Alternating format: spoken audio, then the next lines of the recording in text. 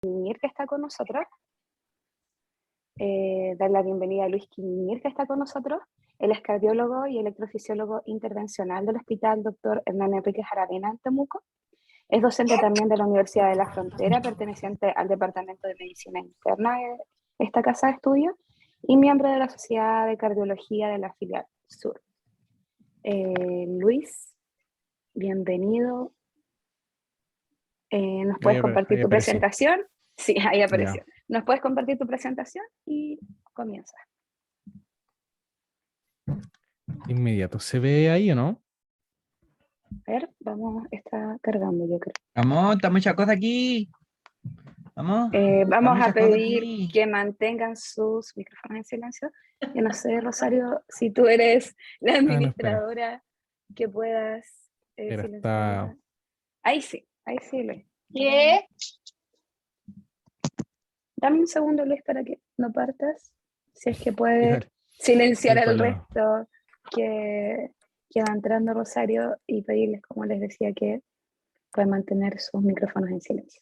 Ya, Luis. Muchas gracias. Te dejo, ¿no? Ya, súper. Déjame ver aquí. Ahí estamos. Ya, pues, bueno, primero que todo, muchas gracias al comité por la invitación. Mi nombre es Luis Quiñero, soy cardiólogo, trabajo en el hospital de Temuco, soy miembro de la Sochicar Filial Sur. Estos son todos los profesionales ligados a la cardiología, cardiólogos, cardiólogas, cirujanos cardíacos, enfermeros, kinesiólogas de Temuco hacia el sur. ¿Ya? Lo que vamos a hablar hoy día es una pincelada bien cortita a la fibrilación auricular y el ejercicio, ¿ya? Porque algunas veces hace bien, porque algunas veces no tan bien, así que la hoja de ruta es básicamente una sola diapositiva de qué es la fibrilación auricular, después hablar si la fibrilación auricular es más o menos común en los atletas y por qué esto es un problema. Y después nos vamos a centrar el ejercicio como terapia en la fibrilación auricular. Vamos a ver que uno de los pilares más importantes. Y finalmente la cuarta pregunta es ¿cuánto ejercicio tenemos que hacer para prevenir esta arritmia?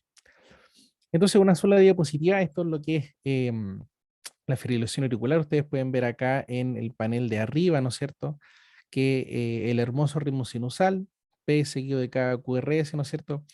Y como ustedes ven, está súper ordenado, ¿ya? Y esto además responde muy bien a nuestra demanda fisiológica. O sea, ustedes están durmiendo, estamos sentados, estamos a 60 por minuto, nos ponemos de pie, caminamos 80, empezamos a correr 100, 120. Entonces, la verdad es que esto es la fisiología normal y esto es lo que el corazón hace normalmente para mantener, ¿no es cierto?, nuestra sangre bombeando y para hacer ejercicio.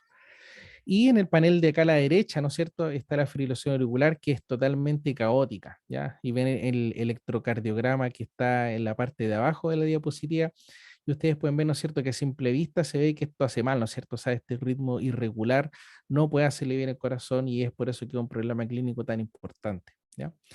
La FRA es muy importante porque primero los pacientes con fibrilación auricular se mueren más. Estos son estudios antiguos del Framingham, ¿no es cierto? Pero pueden ver cómo las curvas de sobrevida se separan si hay fibrilación auricular o no fibrilación auricular. Y el otro problema es que aumenta el riesgo de accidente vascular isquémico hasta 5 veces. Por eso es que en realidad uno de los pilares de tratamiento a pacientes que están en riesgo de accidente vascular es el tratamiento anticoagulante. Y el otro problema de la FA es que es muy común, ¿ya? A medida que la población envejece, la fibrilación auricular aumenta. Ustedes pueden ver acá que sobre los 80 años casi 1 de cada 10 personas tiene FA, por lo tanto es un gran problema en la salud pública. Y si bien acá ustedes pueden ver que la incidencia en jóvenes es baja, sigue siendo una de las arritmias más comunes que nosotros vemos en la práctica diaria, tanto en jóvenes como en adultos mayores. La fibrilación auricular tiene 4 pilares de manejo. El primer manejo, y el que siempre, ¿no es cierto?, se nos olvida más a los doctores, es el manejo de los factores de riesgo. Por eso es que idealmente siempre que uno maneja para estos pacientes cardiológicos debe haber un equipo multidisciplinario, ¿no es cierto?, con enfermeros, con kinesiólogas, con terapeutas ocupacionales, con cardiólogos, con internistas, porque eso la verdad es que mejora mucho el pronóstico de los pacientes. El segundo pilar muy importante es la anticoagulación. Y los otros 2 pilares que ustedes ven a la derecha son control del ritmo o control de la frecuencia. Eso quiere decir si nosotros mantenemos el paciente en FA y solamente bajamos un poquitito la frecuencia cardíaca con medicamentos, o un control del ritmo, que significa que empezamos a batallar con esta FA, ¿ya? Empezamos a darle cardioversión eléctrica y antirrítmicos para tratar de mantener al máximo posible el ritmo sinusal. Habiendo dicho eso, la verdad es que no tenemos muy claro por qué se produce la fibrilación auricular, y eso la verdad es que es el principal problema. La fibrilación auricular, así como muchas patologías crónicas, es multifactorial.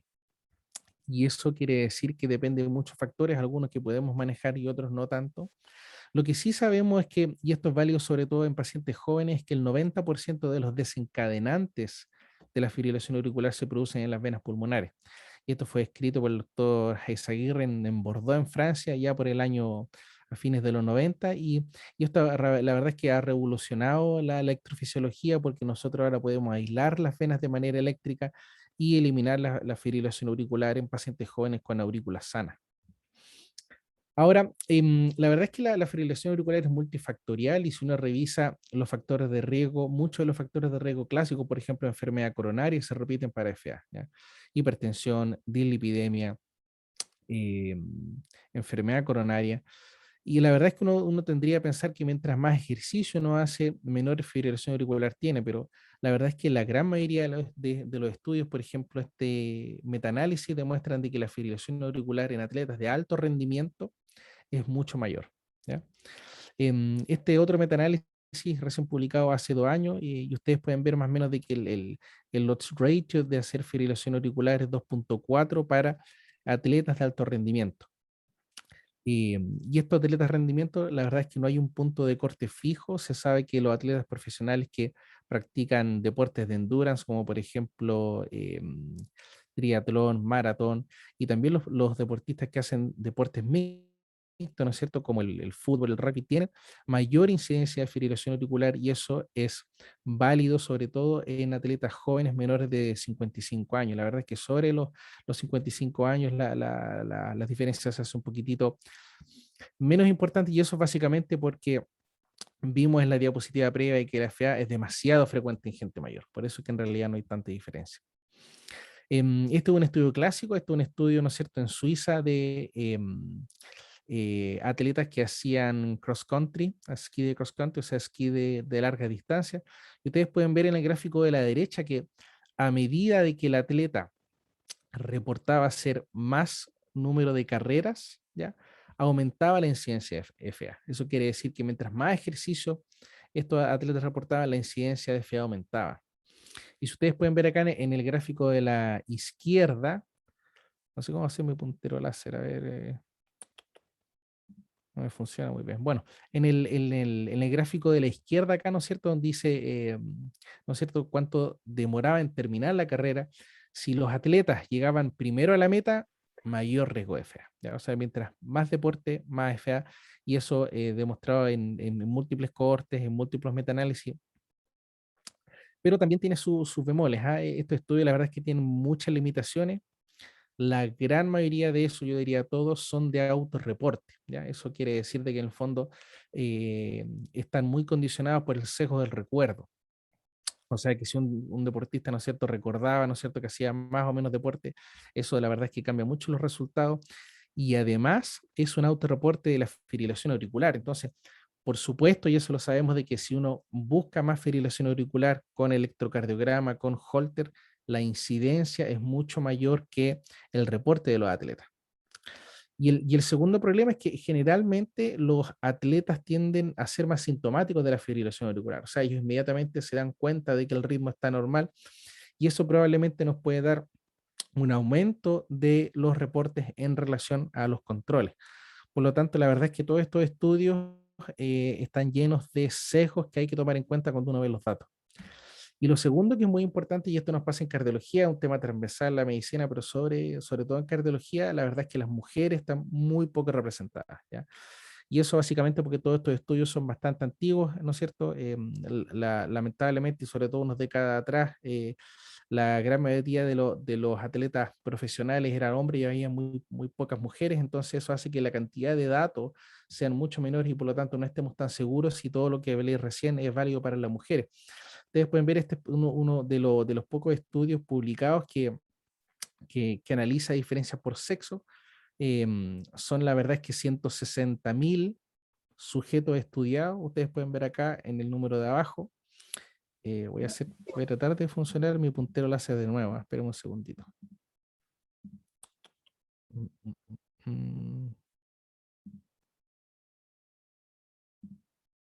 No, no funcionó, no importa. Entonces, ustedes pueden ver acá que...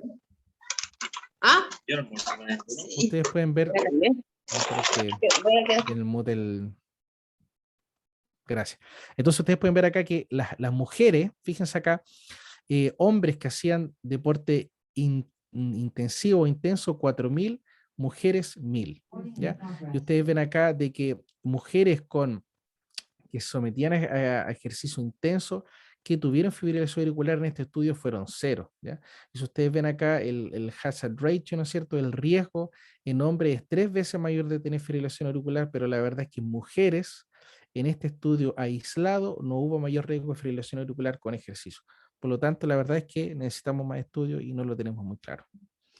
Ahora, ¿por qué los atletas hacen más FA? Esto la verdad es que es un tema muy extenso, pero básicamente los atletas, el corazón, ¿no es cierto?, por esta sobrecarga de volumen empieza a crecer. Y la dilatación auricular tiene muchas consecuencias, sobre todo de fibrosis e inflamación, que hacen que la fibrilación auricular en estos pacientes sea mayor, ¿ya?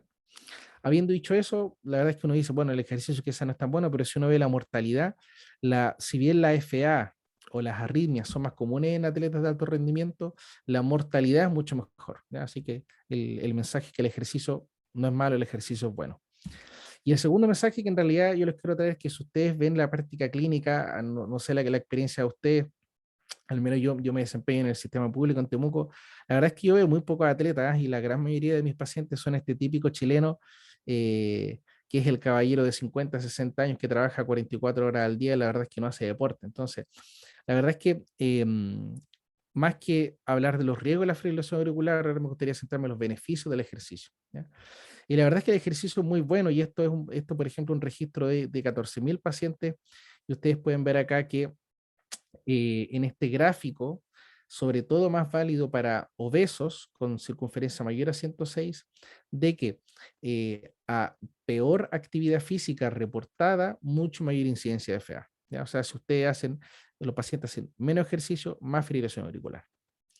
Este otro estudio muy bonito, el CardioFit, que fue un estudio australiano que publicó un doctor de apellido Sanders, que trabaja en Adelaide, y esto es el sur de Australia.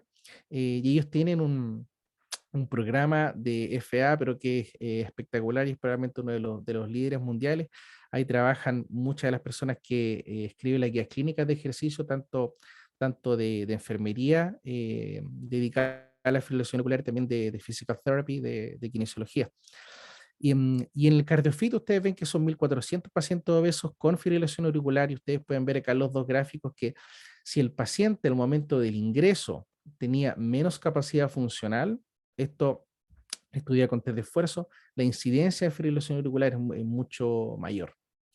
A estos pacientes los ingresaron a un programa de ejercicio mixto aeróbico y de resistencia. Ustedes pueden ver que los pacientes que ganaron más de 2 METs dentro del estudio en curva roja, la diferencia de recurrencia de fibrilación auricular, la verdad es que es impresionante, ¿ya? Así que la verdad es que el ejercicio hace muy, muy bien para la fibrilación auricular. Si el paciente tiene FA y hace ejercicio, va a tener menos recurrencia. Perdón. Y lo otro es que la fibrilación auricular también mejora los síntomas. Esto es un estudio pequeño, son 15 pacientes que lo ingresaron a un programa de 2 meses y ustedes pueden ver que no solamente se sintieron con más capacidad física, sino que antes y después del internamiento tuvieron menos palpitaciones, menos astenia, menos disneas, ¿no es cierto? Y la verdad es que la calidad de vida en sí mejora bastante, ¿ya? Y lo mismo, esto es bastante obvio, ¿no es cierto? La capacidad funcional mejora, si ustedes hacen ejercicio aumenta la capacidad funcional, no hay mucha sorpresa ahí, ¿ya? Si el de alta intensidad o baja intensidad, la verdad es que tiene algunas diferencias, la verdad es que no tenemos claro cuál es mejor. Sabemos sí que el ejercicio de alta intensidad en general es seguro, ¿ya? Y al menos en este estudio, que fue un estudio muy pequeño de 76 pacientes que lo randomizaron a baja o alta intensidad, 50-80% del esfuerzo máximo percibido. La verdad es que en este estudio pequeño no hubo diferencia, ¿ya? ¿Por qué el FA disminuye cuando uno hace ejercicio? La verdad es que por múltiples razones, ¿ya? Hablamos de que la FA es una enfermedad que es multifactorial y la verdad es que el ejercicio mejora casi todos los factores que viven en FA.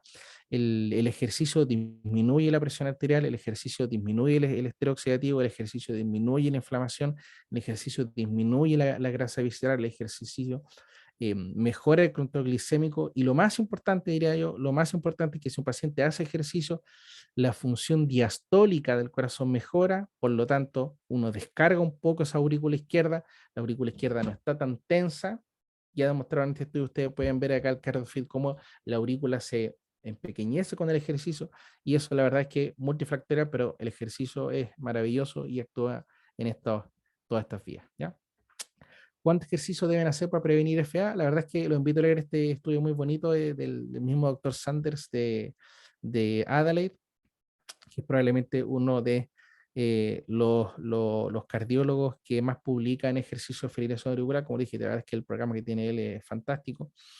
Y ustedes ven acá, a la izquierda hay un plot, hay un gráfico, ¿no es cierto?, de todos o los estudios más importantes de ejercicio de fibrilación auricular desde el 2010 en adelante. Todos estos circulitos que ustedes ven acá son estudios de más de 100.000 pacientes y abajo en la gráfica aparece el riesgo de fibrilación auricular con el ejercicio, ¿ya? Y ustedes pueden ver acá que se alcanza mayor beneficio, hay una meseta entre los 1.000 y 1.500 METs minuto por semana, ¿ya? ¿Qué quiere decir eso? Que ustedes hacen un ejercicio de 4.5 METs, como por ejemplo caminar rápido, durante 220 minutos van a tener un beneficio, ¿ya?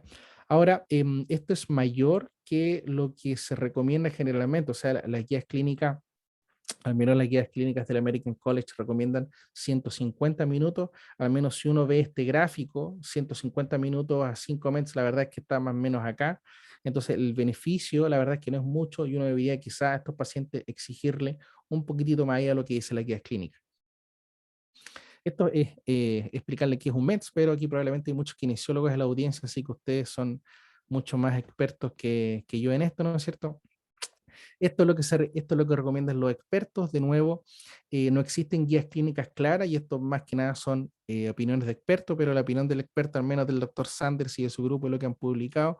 Ellos recomiendan de que un paciente con FA debería hacer más de 1.000 METs minuto, o dicho eso, 220 minutos de actividad moderada, 4.5 METs, y alcanzar una capacidad funcional mayor de 8 METs o un VO2 máximo mayor a 28 ml kilo minuto, ¿ya? Esto es para ir terminando, ¿no es cierto? Esta es una diapositiva de resumen. Acá tienen todo lo que uno debería hacer abajo para tratar de eliminar la FA, tratar, ¿no es cierto?, de manejar el peso, manejar la dislipidemia, tratar la apnea obstructiva, tratar la hipertensión, tratar la diabetes, ¿no es cierto?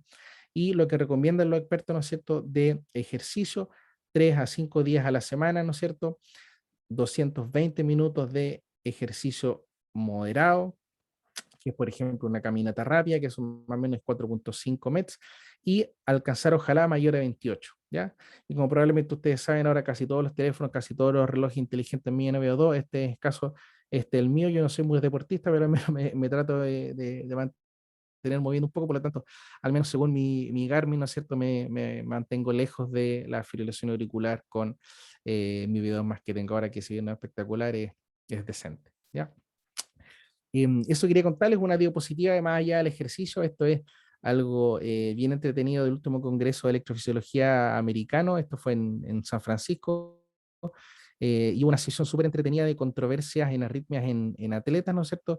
Y acá debatieron dos líderes mundiales en ablación de fibrilación auricular en un debate si es que la ablación debería ser usada de primera línea en atleta. La verdad es que nadie ganó, se declaró un empate. Yo al menos mi visión personal es que en realidad uno debería tratar al máximo otras cosas antes de mandar a estos pacientes a ablación, ¿ya? La verdad es que desentrenar, si bien no tiene mucha evidencia, uno lo hace y atacar todos los factores de riesgo que puede tener el paciente, que aunque sea atleta, sí puede tener factores de riesgo, ¿ya? Muchas gracias por su atención y cortito nomás, ojalá que hayan tenido más suerte que yo hoy día, que no me fue muy bien. Muchas gracias. Gracias, Luis. Muy clara tu presentación. Y vamos a guardar algunas preguntas y te pedimos que te quedes hasta el final de la sesión para poder discutir un poquito y conversar. Eh, Ahora voy a dar paso a la siguiente expositora, que es Rosario López. La conocemos porque actualmente es la presidenta de la Sociedad Chilena de Kinesiología en Cardiología. Es magíster en Fisiología Clínica del Ejercicio de la Universidad Finisterra y es académica de la Universidad San Sebastián. Bienvenida, Rosario. Te voy a pedir que puedas compartir tu presentación. Muchas gracias, María José. Muchas gracias al doctor Quiñit también por aceptar nuestra invitación. Yo sé que le hizo la María José en realidad, a presentar hoy día en este tema que la verdad es que se aleja un poco de lo que nosotros vemos desde el punto de vista de rehabilitación cardíaca. Muchas veces nos llega el paciente con FA, pero en realidad viene por otro diagnóstico, ¿cierto? Así que es bueno de repente repasar estos conceptos para nosotros ver si estamos haciendo algo bueno o algo malo, y el doctor fue bastante claro en esto. Espero poder complementar su presentación. Vamos entonces primero a repasar el estudio que para mí es como de los últimos que se ha publicado en relación como una revisión importante, que es el paper basado en el HANT Study, y está publicado en el año 2020. En primer lugar, como dijo muy bien el doctor, la fibrilación auricular tiene mayor morbilidad y los pacientes tienen un peor pronóstico en los pacientes coronarios y también con insuficiencia cardíaca. Eso quiere decir que el gráfico de la izquierda podemos ver que con los años, del año 1990 hasta el año 2010, donde fue este estudio, que es el Worldwide Epidemiology of Atrial Fibrillation, publicado en 2014, nos damos cuenta que la mortalidad ha ido aumentando, y esto tiene mucho que ver con que los pacientes están más añosos y por lo tanto tienen más riesgo de tener fibrilación auricular y otras enfermedades que hacen que finalmente terminen prevaleciendo el diagnóstico de fibrilación auricular cuando el paciente fallece. Y a mano derecha tenemos la asociación de cuando se mueren los pacientes con fibrilación auricular, y nos damos cuenta que siempre en los países más desarrollados prevalecen el fallecimiento masculino por muy leve sobre el femenino, pero en los países en desarrollo es al revés. Las mujeres tienen más mortalidad que los hombres asociadas a fibrilación auricular. Y hay que ver dónde estamos nosotros, ¿cierto? Estamos en desarrollo, yo creo que estamos más cerca de en desarrollo. Por lo tanto, es una patología que afecta mucho a las mujeres. También está evidenciado que los niveles moderados de actividad física y que tienen mayor capacidad funcional, ¿cierto?, en ejercicio, se asocia una menor incidencia de fibrilación auricular, aunque a mayores volúmenes de entrenamiento van a aumentar el riesgo de fibrilación auricular, que es la famosa curva que nosotros vemos, ¿cierto?, J, que hacer nada de ejercicio es de mucho riesgo, y hacer demasiado ejercicio también tiene más riesgo, ¿ya? No tanto como hacer nada, pero da una vueltecita. Y acá nos dividieron a los pacientes, es un estudio poblacional, ya, de seguimiento a largo plazo, en que se dieron cuenta que los pacientes o padecientes de FA que hacían menos actividad física tenían mucho más alto riesgo de sufrir fibrilación auricular, y después va bajando, y al final los que hacían más actividad física subía levemente esta curvita, ¿cierto?, equiparándose un poquito con un poquito más alto que el cuartil previo, pero sigue siendo, y algo que yo quiero rescatar, y es lo que yo quiero defender, que sigue siendo mucho más positivo que no hacer nada o hacer muy poco. ¿Ya? ¿Y esto por qué? Porque en el cuarto cuartil vamos a contarnos con, como el doctor muy bien dijo, son los corredores de largas distancias, los deportistas de alto rendimiento, y seamos honestos, ¿ya? En Chile el 90% de la población es sedentaria. Dentro de ese 10% que sí practica actividad física, nos vamos a encontrar con un muy pequeño porcentaje de gente que hace mucha actividad física. Y es muy importante saberlo, pero también pasa que nuestros pacientes, la mayoría se está moviendo entre el primer y tercer cuartil, con suerte, ¿ya? Y esto es lo que finalmente es el riesgo acumulado de sufrir fibrilación auricular. Nos damos cuenta que los que están en el primer cuartil de nivel de actividad física tienen mucho más riesgo de sufrir fibrilación auricular. Entonces es muy importante considerarlo, que la mayoría de la gente esperamos que se mueva, como bien dijo el doctor, entre moderado o quizás alta intensidad, pero no debemos buscar la muy alta intensidad por riesgo de padecer fibrilación auricular, pero tampoco en los pacientes que ya tienen diagnosticada fibrilación auricular. También el doctor dijo, no existen guías actualmente de actividad física en pacientes con fibrilación auricular. No está tampoco dentro de las prestaciones para incluir a los pacientes en programas de rehabilitación cardíaca, por ejemplo, en Estados Unidos, ¿ya? Entonces es muy importante saber que el paciente muy probablemente no va a ser derivado a hacer ejercicio supervisado, solo por el diagnóstico de FA, pero que sí se condice con la presencia de otras patologías cardiovasculares, insuficiencia cardíaca, patología coronaria, etc. Lo importante es entender cuál es la relación cuando el paciente efectivamente solo tiene FA. Y a veces pasa que llegan pacientes a otras áreas de la kinesiología y de base tienen fibrilación auricular. Entonces también debemos saber todos los que nos dedicamos a la kinesiología qué es lo que pasa con este tipo de arritmias y el ejercicio físico. Entonces, acá está el estudio que les mencioné. La idea era explorar el impacto a largo plazo de la fibrilación auricular y la capacidad funcional sobre la mortalidad, tanto cardiovascular como por todas las causas, en este tipo de pacientes.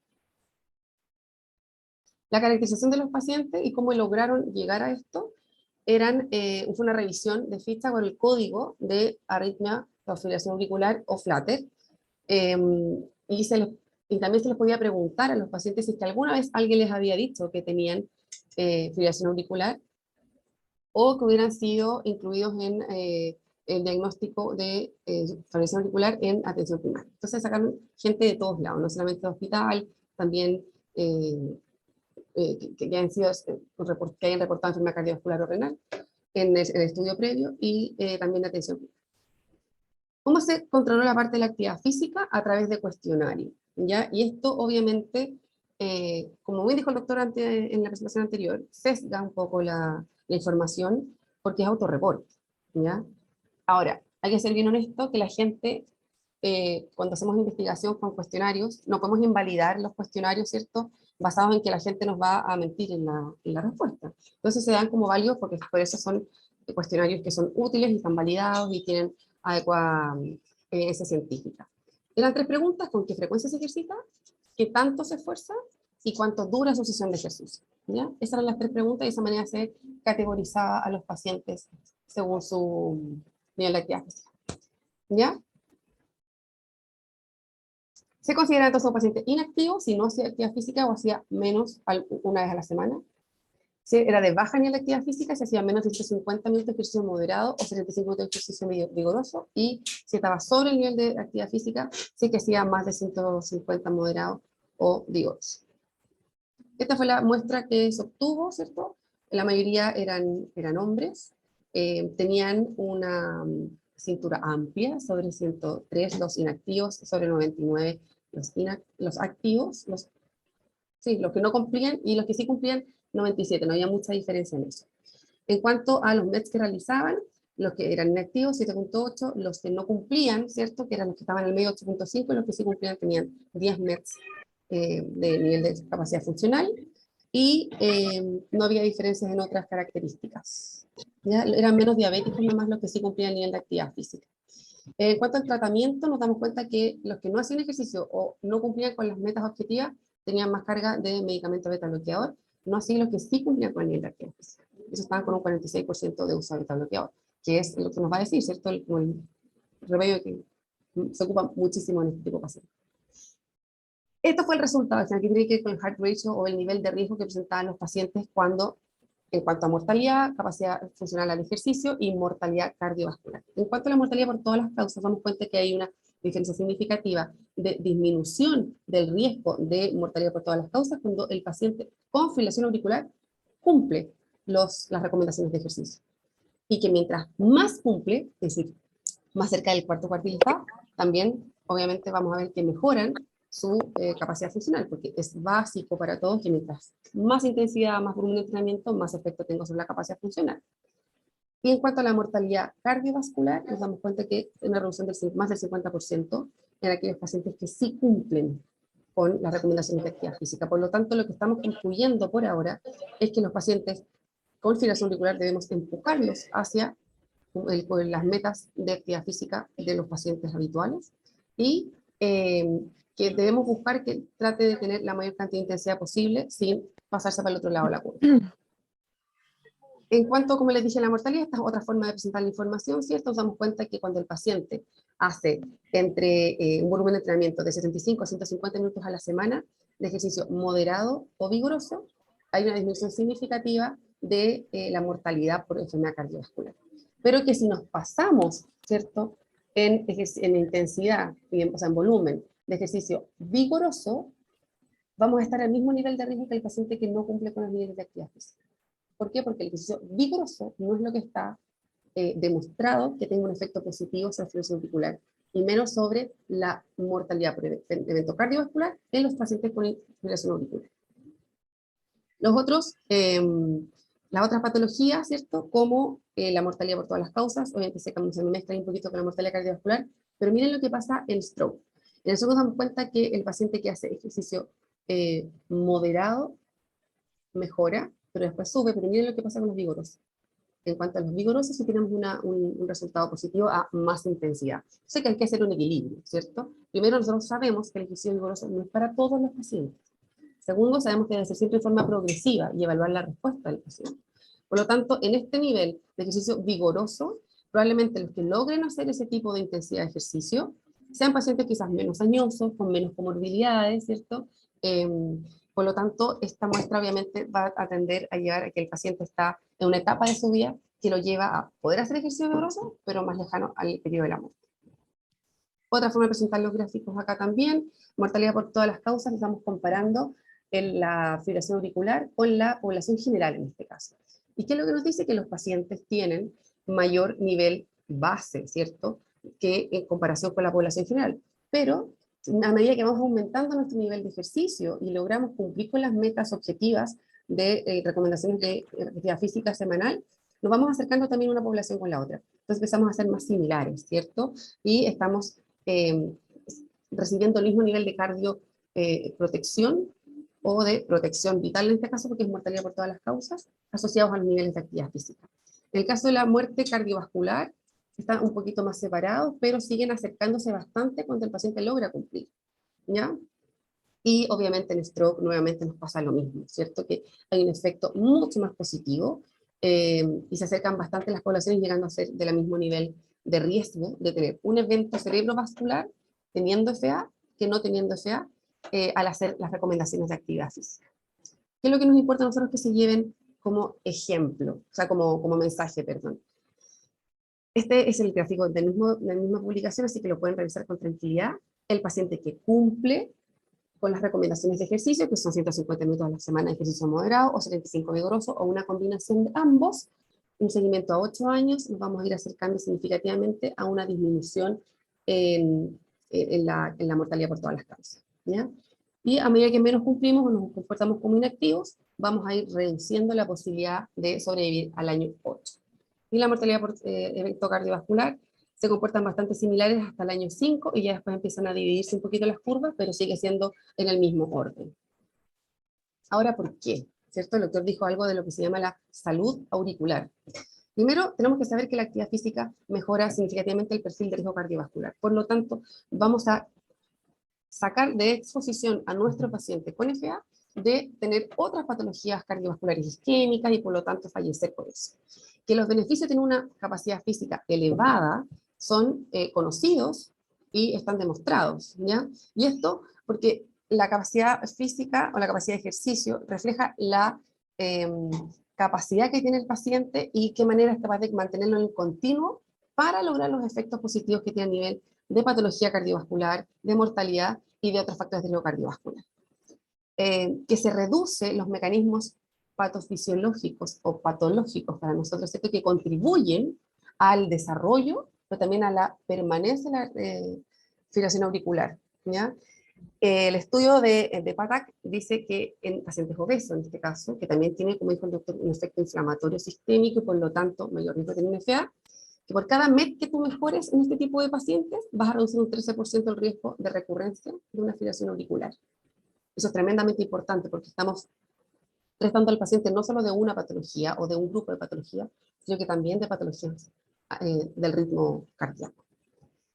Y además dice que va el ejercicio a limitar las adaptaciones o remodelaciones estructurales y electrofisiológicas sobre el corazón en el largo plazo, y eso es súper importante.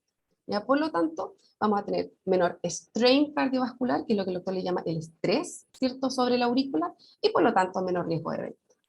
¿Ya?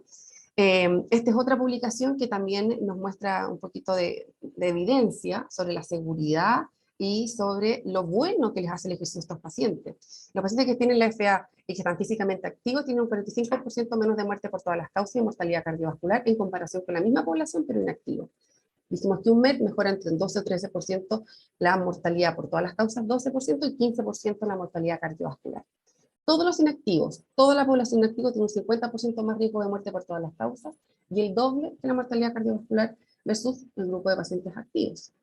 Y que los pacientes con FA que están físicamente activos, que cumplen con los 150 minutos de ejercicio moderado a la semana, tienen un similar riesgo de mortalidad que aquellos que están completamente sanos sin ninguna enfermedad. O sea, llegan a estar a un nivel el mismo nivel de riesgo de haciendo actividad física, a niveles de recomendación, un paciente que nunca tenía una blanco uric acid. ¿Qué es lo que nos recomiendan? En el año 2019 salió esta publicación, que no es una guía clínica, es solamente una recomendación, nos dice que hagamos ejercicio aeróbico, ojalá dinámico, como caminata o bicicleta. Recordar eso sí que estos pacientes están habitualmente, si es que lo toleran, anticoagulados. Entonces, ojo cuando estemos haciendo ejercicio con riesgo de golpe o con otro tipo de lesión. Se puede utilizar la escala de Bob sin problema, 11 a 14. Podemos usar el top test también, ¿cierto? Que camine mientras puedan sostener una conversación y ojalá que esté, si logramos ritmo sinusal, podemos medir frecuencia cardíaca. ¿Ya? Si no, no podemos medir frecuencia cardíaca. Hacer obviamente 3 a 5 veces a la semana, una duración de 30 a 60 minutos y también nos da información de cómo hacer la prescripción de ejercicio de fuerza muscular. No hay ninguna novedad al respecto. Cumpla con las normas. Otro estudio que también nos habla, y este es mucho más chiquitito, obviamente, es mucho menos gente porque habla de HIIT. Y nosotros sabemos que el HIIT, o sea, la intensidad, tiene más efectos, ¿ya?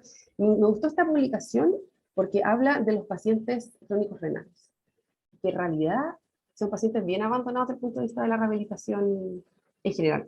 Entonces tenemos que la rehabilitación nefrológica, como se dice la relación cardiovascular. Y eso los dejamos bastante agotados y son pacientes que tienen muchas complicaciones funcionales. Ya tener que estar en diálisis ya es un problema en que los pacientes pierden y están mucho tiempo sedentario, pierden mucho tiempo de actividad física. Nosotros sabemos que el tiempo sedentario también se correlaciona con mortalidad, que también se correlaciona con mayores eventos cardiovasculares. Por lo tanto, podríamos intervenir durante esas horas que están en diálisis haciendo actividad física. Pero este paper nos habla también de intensidad, y que a más intensidad, después del año, el riesgo disminuye significativamente. ¿Ya? Entonces, súper importante considerar eso. Esta es una aplicación que salió este año recién, y la rescaté de hecho esta semana, que plantea justamente cómo, lo habló el doctor, cómo es que el ejercicio, se plantea una teoría, cómo es que el ejercicio ayudaría con la fibrilación auricular. Y nos dice que existen 2 lugares de efecto. El corazón mismo, ¿cierto? Favoreciendo entonces que no haya una remodelación alterada, sino que hay una alteración, o sea, una remodelación fisiológica, ¿ya? Con mejor contractibilidad y que logremos dejar mejor volumen, y una mejora en la salud auricular, ¿ya? Asociado a una reducción en la capacidad de fibrosis y disminución de la inflamación. Y por lo tanto, la aurícula es capaz de crecer en forma saludable. Pero por otro lado también nos dice que hay una salud vascular, y eso nosotros ya lo conocemos, ¿cierto? Y sabemos que el mismo shear stress, el estrés de roce que se produce en los vasos sanguíneos, va a mejorar la estructura, mejorando la dilatación del vaso sanguíneo, reduciendo el daño que se produce por la presión que se produce en cada pulso, además de mejorar la función, favoreciendo la vasodilatación.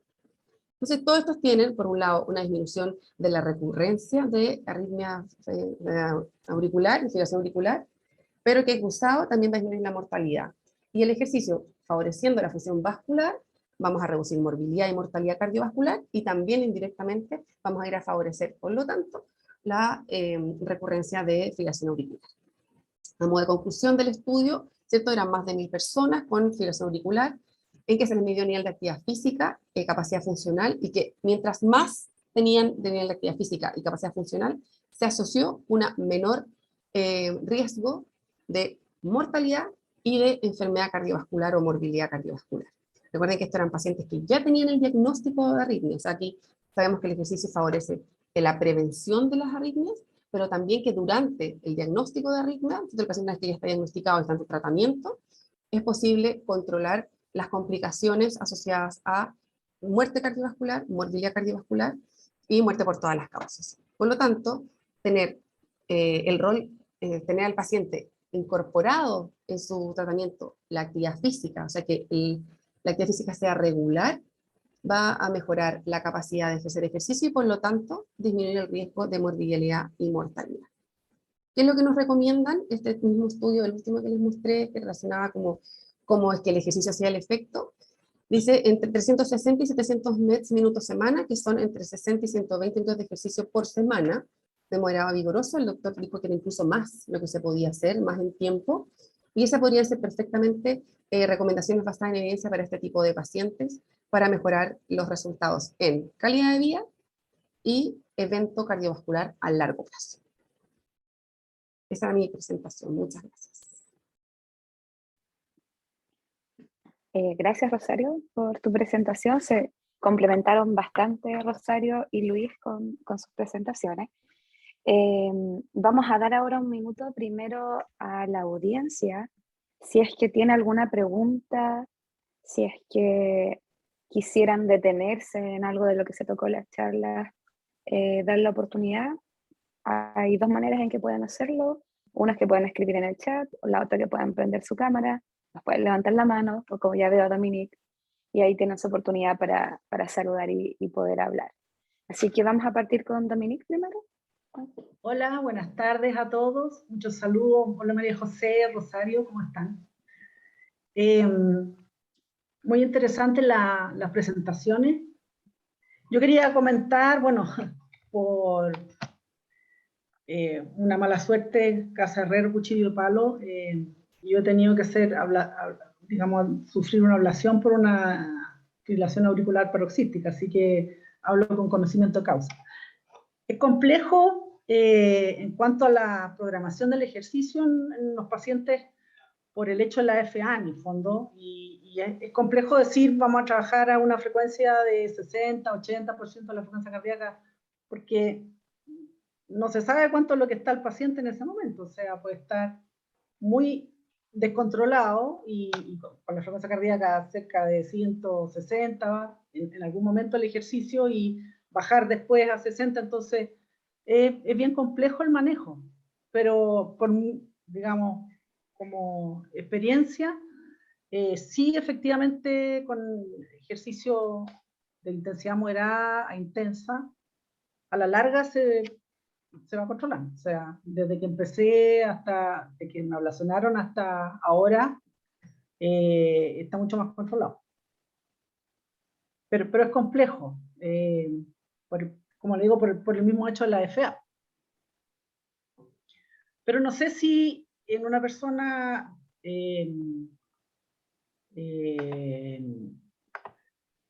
como decía el doctor, que no estaba muy claro si era bueno realizar ablación al comienzo o no.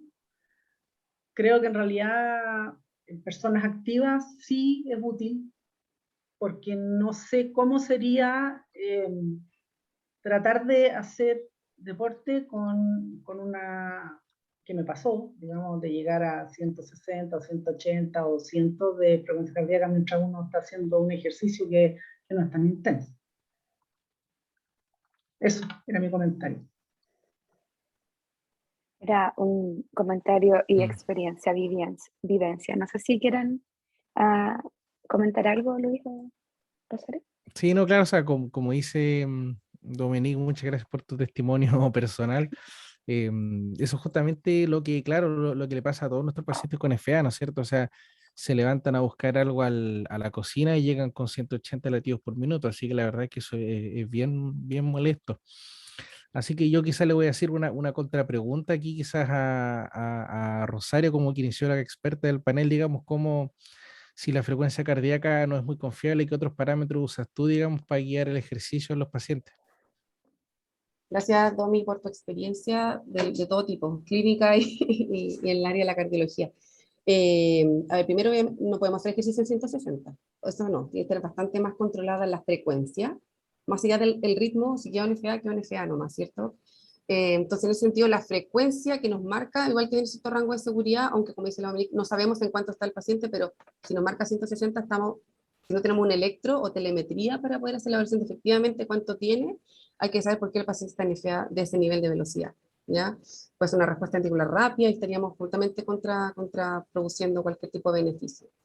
Y como lo recomendaba esta gente de la publicación que les mostré, y como muchas veces también lo hacemos con otros pacientes, como insuficiencia cardíaca, por ejemplo, es trabajar con BORD, trabajar con TOC test, con la cara del paciente, unas cosas que son bastante más subjetivas, que quizás no vamos a lograr que el paciente haga, como dice la Mix, al 60, al 70% de la frecuencia cardíaca de reserva, pero estamos haciendo más que nada. Entonces, para empezar, podemos partir con eso, y si definitivamente no podemos controlar frecuencia, porque también puede pasar que baile mucho, ¿cierto? De repente se mueven como en un rango, como de 10, 15 puntos, 20 puntos, pero cuando se nos mueven 80 puntos, ahí yo creo que falta un poquito de control de frecuencia, eh, y podemos trabajar más que nada a nivel subjetivo. Eso es lo que se recomienda, entre comillas, siento que no hay recomendaciones. Gracias a Rosario. Y a aclarar para quienes están presentes que también hay que tener en cuenta no solo la frecuencia, sino la sintomatología, ¿verdad? Si es que esta alteración en la frecuencia está manifestando descompensación o no descompensación, que es algo importante durante la evaluación inicial de una prescripción de ejercicio en general, una sesión de rehabilitación cardíaca normal. Voy a darle la oportunidad a Hania, que tiene la mano levantada para preguntar. Hola, buenas. Bueno, ¿se escucha bien, cierto? ¿Sí? Quería saber Sí, si se escuchaba súper. bien. Sí, Ya, se escucha. gracias. Bueno, mi nombre es Janier, es un poco complicado. Actualmente kinesióloga, trabajo en rehabilitación cardíaca fase 2 en el Hospital Regional de Antofagasta. Es bastante interesante este tema de la FA. Nosotras con mi colega, que es Gile, Camila Borto, trabajamos también con Tania Marileo, que nos llegan bastantes pacientes con FA. Nosotras siempre preguntamos, o nuestras preguntas es en base a hasta qué punto uno puede trabajar con ellos, que era como lo que decía Rosario, y que esa era mi pregunta, ¿cuánto es lo que puede variar en frecuencia cardíaca? Porque muchas veces nos llegan pacientes en FA y decimos, bueno, con respuesta ventricular rápida, pero ¿cuánto? ¿Hasta cuánto? ¿Qué mejor utilizo? Si frecuencia cardíaca máxima o de reserva, ¿qué es como lo que ustedes recomiendan en ese caso, Rosario? Esa es como mi pregunta. Y con respecto, por ejemplo, que igual utilizamos para evaluar test de marcha, ahí claramente un parámetro igual va a ser la frecuencia cardíaca de una cosa, pero también va a estar el tema del VORP, ¿cierto? Como para poder ir verificando signos y síntomas del paciente. Nosotros también utilizamos harto la telemetría, pero con electro y todo, pero siempre pasa que en qué momento también me puedo dar cuenta, y esto también